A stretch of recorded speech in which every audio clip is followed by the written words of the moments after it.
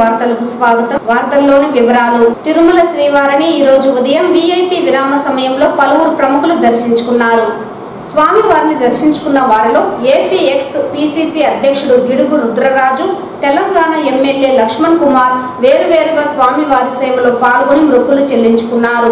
శ్రీవారి దర్శనార్థం తిరుమలకు విచ్చేసిన వీరికి ఆలయ అధికారులు స్వాగతం పలికి దర్శన ఏర్పాట్లు చేశారు. అనంతరం రంగనాథ మండపంలో వేద పండితులు వేద ఆశీర్వచనం చేసి స్వామివారి తీర్థ ప్రసాదాలను అందజేశారు.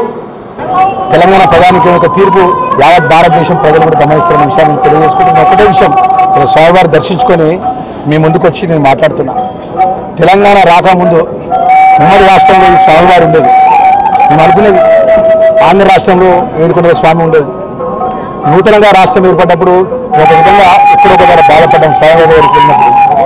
ఆ స్వామివారికి రాకముందు ఈ యొక్క కేసీఆర్ గారి ఉద్యమ నాయకునిగా వారు ఇచ్చిన మాట, ప్రజలకు ఇచ్చిన మాట ఏది అమలు చేసాడో ఒకసారి చెప్పమనండి. పేదవాళ్ళకు సంబంధించినటువంటి డబుల్ బెడ్రూమ్ ఇల్లు కానీ, దళిత 3 ఎకరాల భూమి కానీ, అదేవిధంగా నిరుద్యోగుల ఉద్యోగాలు కానీ, అన్ని రంగాల్లో కూడా వైఫల్యం చెందినటువంటి కేసీఆర్కు మొన్న బుద్ధి చెప్పిండు. రేపు రాబోయే పార్లమెంట్లో కూడా ప్రజలు బుద్ధి చెప్పడానికి సిద్ధంగా ఉన్నారని చెప్పేసి మా రాష్ట్ర ముఖ్యమంత్రి గారు నేను మాట్లాడడం జరిగిన విషయాన్ని కూడా తెలియజేస్తున్నాను. రాష్ట్ర వ్యాప్తంగా కాంగ్రెస్ పార్టీ మొన్న జరిగినటువంటి అనంతపురం సభతోటి మల్లికార్జున ఖార్గే గారు కాంగ్రెస్ అధ్యక్షులు వచ్చిన తర్వాత అధికారికంగా మేము ఎలక్షన్ క్యాంపెయిన్ని ప్రారంభించాం.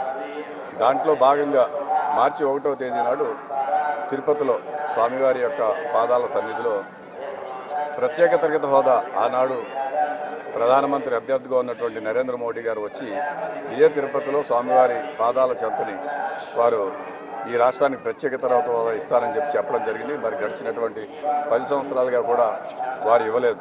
దాన్ని దృష్టిలో పెట్టుకునే ఎక్కడైతే వారు ఏ కళాశాల మైదానంలో అయితే, ఏ యూనివర్సిటీ గ్రౌండ్లో అయితే వారు మీటింగ్ పెట్టారో అక్కడే మార్చి 1వ తేదీని పీసీసీ అధ్యక్షులు షర్మిలారెడ్డి గారి నేతృత్వంలో కాంగ్రెస్ పార్టీ ఒక పెద్ద బహిరంగ సభని నిర్వహించబోతోంది. ప్రత్యేక తరగతి సాధన సభగా దీనిని మేము నామకరణం చేశాము.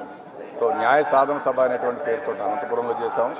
అనంతపురంలో మల్లికార్జున ఖార్గే గారు ప్రతి పేద కుటుంబానికి 5,000 రూపాయలు ఇచ్చే విధంగా ఒక నూతనమైనటువంటి ఒక దాన్ని తీసుకురావడం జరిగింది, గ్యారంటీని ఇవ్వడం జరిగింది. రేపు కూడా ప్రత్యేక తరగతి హోదా సాధన కోసం ఏం చేయాలనేటువంటి పెడతారు. దాంట్లో సచిన్ పైలట్ గారు రాజస్థాన్ ఉప ముఖ్యమంత్రిగా పనిచేశారు, పీసీసీ ప్రెసిడెంట్గా పనిచేశారు. దివంగత రాజేష్ పైలట్ గారు తనేడు all India Congress committee general secretary వారు పాల్గొంటారు. అదేవిధంగా నాకన్నా ముందు పీసీసీ ప్రెసిడెంట్గా పనిచేసినటువంటి రఘువీరారెడ్డి గారు, శైలేంద్రనాథ్ గారు, మరి కాంగ్రెస్ వర్కింగ్ కమిటీ సభ్యులు, సీనియర్ నాయకులు అందరూ పాల్గొంటారు.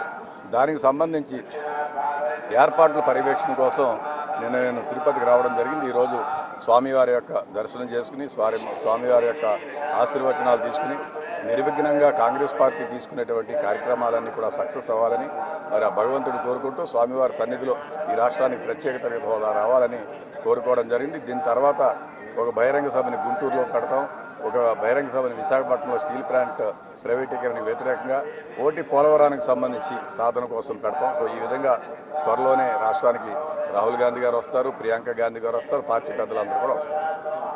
ఈ వార్తలు ఇంతటితో సమాప్తం. నమస్కారం.